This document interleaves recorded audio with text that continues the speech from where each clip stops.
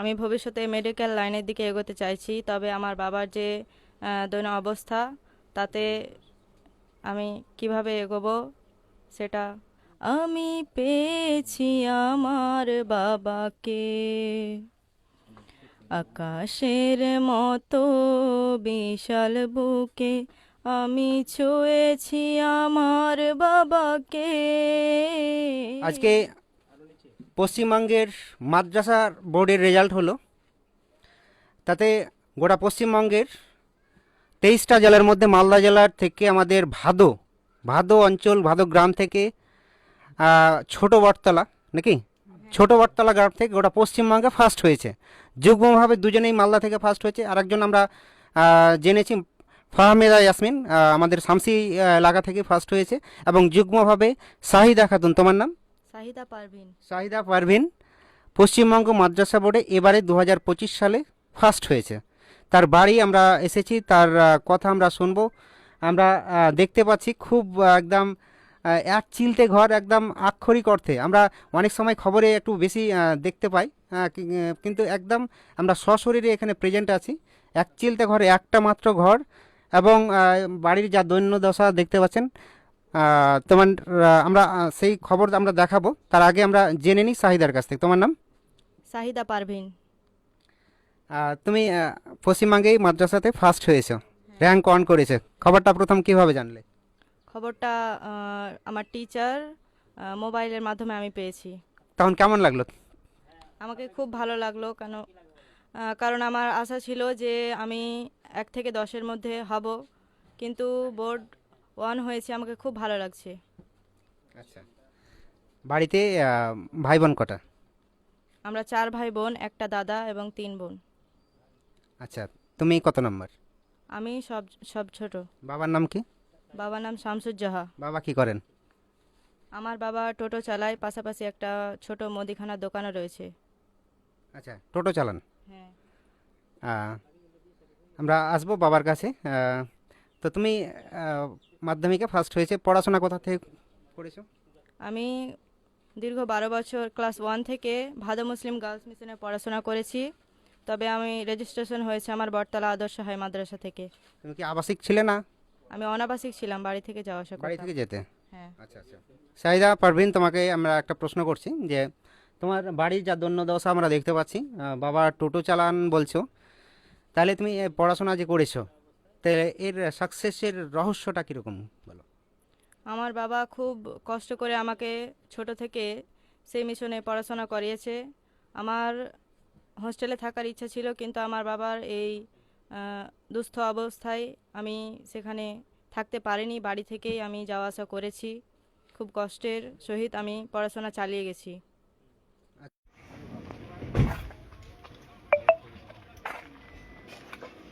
আসসালামু আলাইকুম। হযরত জহা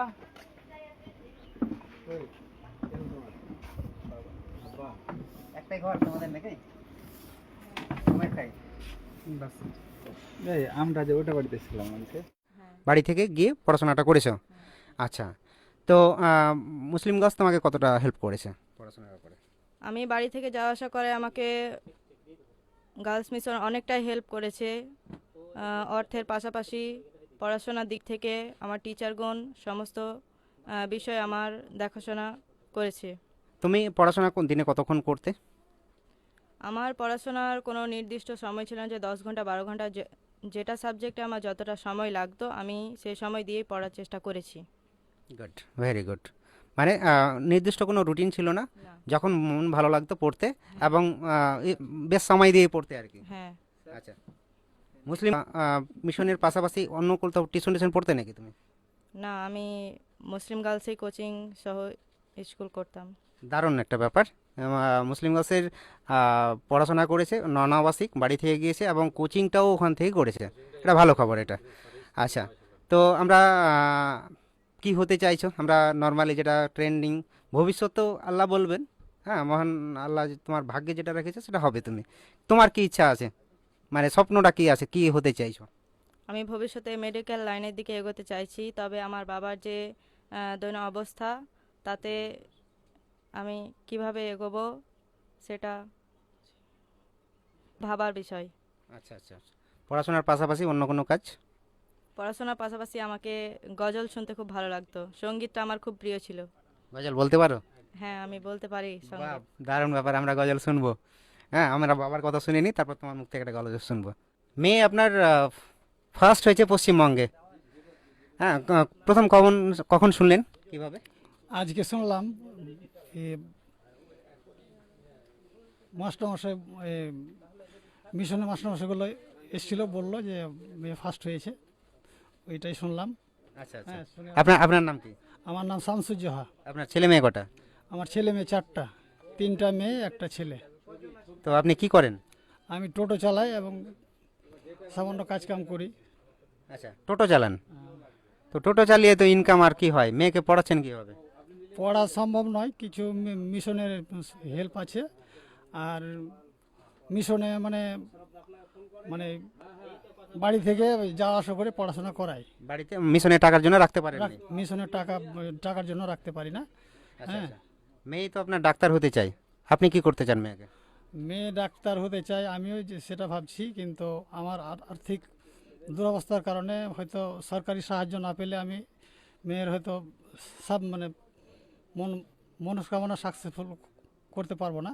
আচ্ছা আচ্ছা। হ্যাঁ, টোটো চালিয়ে আপনি সেইটা ইনকাম দিয়ে মেয়ের স্বপ্নটা পূরণ করতে পারবেন না? না পারবো না। তাহলে আপনি যারা দেখছে দর্শক বা সরকার গভর্নমেন্টের বিভিন্ন লোক, তাদের কাছ থেকে আপনার কিছু দাবি দেওয়া? আমি তো আমার নিজের ইনকামের দিক দিয়ে মানে মেয়েকে পড়াশোনা করতে খুব দুঃসাধ্য ব্যাপার, আমি পারবো না। কিন্তু এর মধ্যে সরকারি কিছু বা অন্যান্য কেউ যদি হেল্প টেল্প করে, তাহলে আমি হয়তো মেয়ের মানে মনস্কামনা সাকসেসফুল করতে পারবো। হ্যাঁ, ধন্যবাদ দর্শক, আপনারা দেখছেন আহ, আমাদের শাহিদা পারভিন যে ফার্স্ট হয়েছে পশ্চিমবঙ্গে, তার বাবা টোটো চালায়। তার বাবার দৈন্যদশা আমরা দেখতে পাচ্ছি, একটা মাত্র ঘর, তাও আর ছাদ নেই, ওপরে টালি, এদিকে একটা রান্নাঘর সম্ভবত। এটা একদম পুরো কাঁচা, মানে টাটির করা আছে। আর এদিকে আমরা প্রাচীরটা দেখতে পাচ্ছি, বাড়িটা পুরো মানে এক সাইড করছি সেটা না, পুরো বাড়িটা আমরা দেখাচ্ছি। এদিকটা ওই বাঁশের কিছু দিয়ে ঘেরাটা আছে, টিনের দরজা, একটা মাত্র টিনের দরজা। এটা পুরো পূর্ণাঙ্গ বাড়ি এটা, মানে এখানে কোনো বিষয় নেই, একদম ওপেন। আমরা সশরীরে বাড়ি দেখছি এবং আপনাদের দেখাচ্ছি। এক চালতে ঘর, একটা ঘর এবং টালির বাড়ি, একটা ঘর এদিকে করা আছে, এদিকে টাটি দিয়ে বাড়ি। আপনারা যারা এই ভিডিওটি দেখছেন, অনেকে আপনারা শাহিদার পাশে যদি দাঁড়ান, তাহলে শাহিদার এইরকম ফ্যামিলি থেকে যে এত বড় একটা সাকসেস পেয়েছে, পশ্চিমবঙ্গে ফার্স্ট হয়েছে, হয়তো আগামীতে তার পড়াশোনা স্টপ হয়ে যেতে পারে।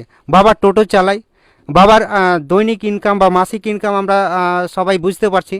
টোটো চালিয়ে আর কয় টাকা সংসার চালাতেই তো হিমশিম খেয়ে যাচ্ছে। মেয়েকে মাধ্যমিক পর্যন্ত আবাসিকেও রাখতে পারেনি।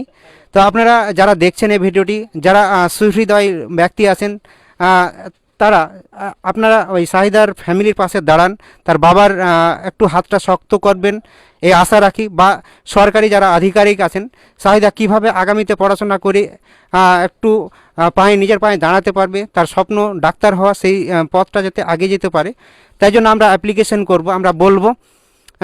আপনারা অবশ্যই খোলা হাতে, ওপেন মন নিয়ে আপনারা তার সঙ্গে যোগাযোগ করেন। তার বাবার নাম্বার আমরা দিয়ে দিব, আপনারা সরাসরি তার সঙ্গে কথা বলে তাকে যতটা পারবেন হেল্প করবেন, এ আশা রাখছি। আসসালামু আলাইকুম। বাবা, বাবা, বাবা, বাবা, আমি পেয়েছি আমার বাবাকে। আকাশের মতো বিশাল বুকে আমি ছুঁয়েছি আমার বাবাকে। পরশ পাথর ছুঁয়ে যেমন সুখে, বাবা আমার সুখের স্মৃতি, সফলতার কাব্য গীতি। বাবা আমার সুখের স্মৃতি, সফলতার কাব্য গীতি। বাবার চোখে আমি স্বপ্ন দেখি, বাবা আমার বাবা, বাবা প্রিয় বাবা। বাবা বাবা ডাকে আমি দুঃখ ঝুঁকি, বাবা আমার বাবা, বাবা প্রিয় বাবা, বাবা বাবা ডাকে আমি দুঃখ ঝুঁকি। আসসালামু আলাইকুম।